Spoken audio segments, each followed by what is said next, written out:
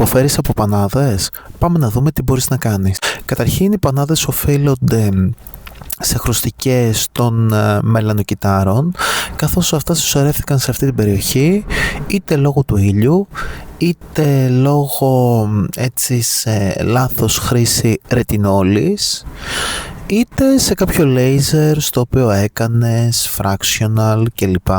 Και το οποίο δεν θα έπρεπε να κάνεις.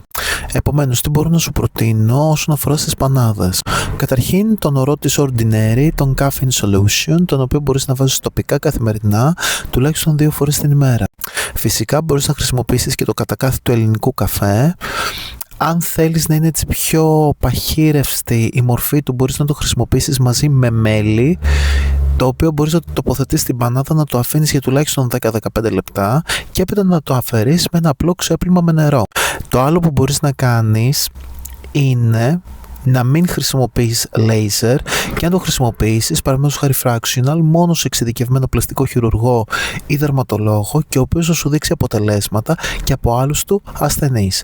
Αλλά φυσικά, αν το κάνεις, θα το κάνεις μόνο με καλή χρήση αντιλιακής μετά.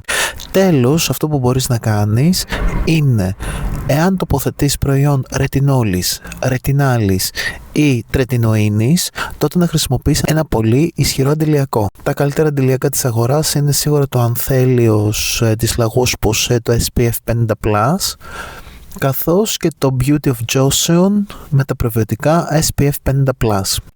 Γι' αυτό, εάν χρησιμοποιείς προϊόν ρετινόλης ή ρετινάλης ή τρετινοίνης, θα το χρησιμοποιείς μόνο το βράδυ και την επόμενη μέρα το πρωί θα κάνεις έναν καλό καθαρισμό στο πρόσωπο και θα βάλεις μια πολύ μα πολύ καλή αντιλιακή. Ελπίζω να σε βοήθησα. Γράψε μου κάτω στα σχόλια εάν η πανάδα εξαφανίστηκε ή όχι. Να είσαι καλά, φιλιά πολλά.